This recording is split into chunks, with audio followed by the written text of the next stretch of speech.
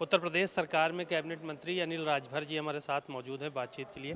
Sir, Rahul Gandhi के जो बयान आ रहे हैं महाराष्ट्र चुनाव को लेकर, वो कह रहे हैं बड़ी धांधली किया है आप लोगों ने, चुनाव आयोग ने।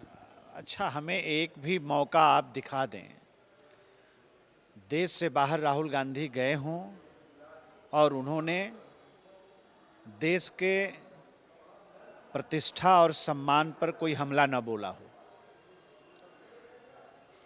चुनाव आयोग जिसकी प्रशंसा पूरी दुनिया में होती है, 2024 में क्या हुआ?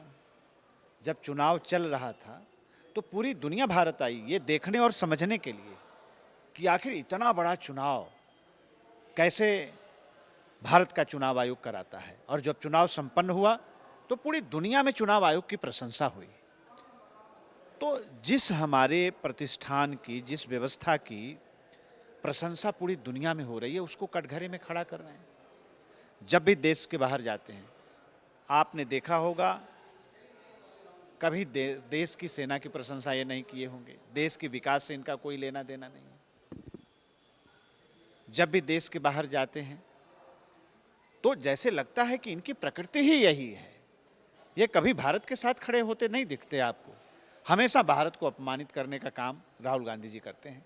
और मुझे लगता है कि अब देश में ना ही उनकी बातों का और ना ही उनको कोई गंभीरता से यहाँ लेता है।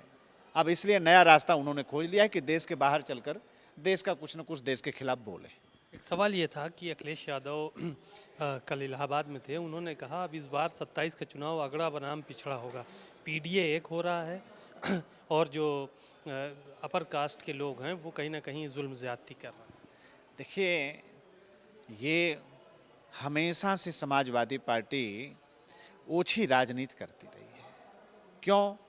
प्रदेश के विकास से उनका कोई लेना देना नहीं है। आज वो किसी भी सूरत में ना ही किसान पर चर्चा कर सकते हैं, ना ही नौजवान पर चर्चा कर सकते हैं, ना ही महिलाओं पर चर्चा कर सकते हैं, ना ही शिक्षा सुरक्षा पर कोई चर्चा कर सकते हैं, ना ही स्वास्थ्य पर कोई चर्चा कर सकते हैं। इनसे कोई लेना देना ही नहीं है इनका।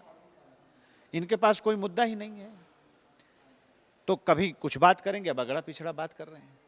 और 4 बार की सरकार में सबसे ज़्यादा पिछड़ों के हक को मारने का अगर किसी ने काम किया तो समाजवादी पार्टी की सरकार ने किया। और आज इनको जब जनता ने पैदल कर दिया तो पिछड़ा याद आ रहा है। जनता सब बातों को समझती है और इन सब बातों में जनता फंसने वाली नहीं है। 2022 से भी बुरा हाल इनका 2027 में होगा। एक आखिरी सवाल था, रामजी लाल सुमन का जो बयान आया उसके बाद फिर करणी सेना ने प्रदर्शन किया, बहुत सारी चीज़ें देखने को मिली। अखिलेश यादव भी गए थे 19 को वहाँ पर, और 10,000 गाड़ियों का काफिला था इनके साथ। नहीं, देखिए, रामजी लाल सुमन चाहे इंद्रजीत सरोज, ये किस तरह से गंदा खेल समाजवादी पार्टी उत्तर प्रदेश में खेल रही है। अपने दलित सांसदों को आगे करके जोर जबरदस्ती देकर पूरा योजनाबद्ध तरीके से, प्रायोजित तरीके से दलित सांसदों के कंधे पर बंदूक रख के गोली चलाने का काम समाजवादी पार्टी कर रही है। समाज को बांटने का कुत्सित प्रयास, समाज को आपस में लड़ाने की साजिश, इसमें किसी और का दोष नहीं है। ये प्रायोजित तरीके से समाजवादी पार्टी ने इस तरह की हरकत की है। अब पूरा प्रदेश इसको देख रहा है और किसी का दोष नहीं है। ये पूरी समाजवादी पार्टी योजनाबद्ध तरीके से इस तरह का काम समाजवादी पार्टी ने किया। पूरे प्रदेश में आग लगाने का काम ये कर रहे हैं। और इस तरह की राजनीति को प्रश्रय किसी भी सूरत में नहीं मिलना चाहिए। और जनता देख रही है, आज उत्तर प्रदेश आगे बढ़ गया है। आज सर्वोत्तम प्रदेश बनने की तरफ हम अग्रसर हैं। आज देश में हम देश के विकास में दूसरे नंबर पर हम योगदान कर रहे हैं। आज उत्तर प्रदेश की बेरोजगारी दर 3% पर आ गई है। तो अब उनके अंदर छटपटाहट है कि भारतीय जनता पार्टी से हम कैसे लड़ें, और उसी छटपटाहट में इस तरह से उल जुलूल की हरकत समाजवादी पार्टी कर रही है। धन्यवाद। अनिल राजभर जी को सुना आपने, बहुत सारी बातें उन्होंने कही और कहा समाजवादी पार्टी समाज में वैमनस्यता फैलाना चाहती।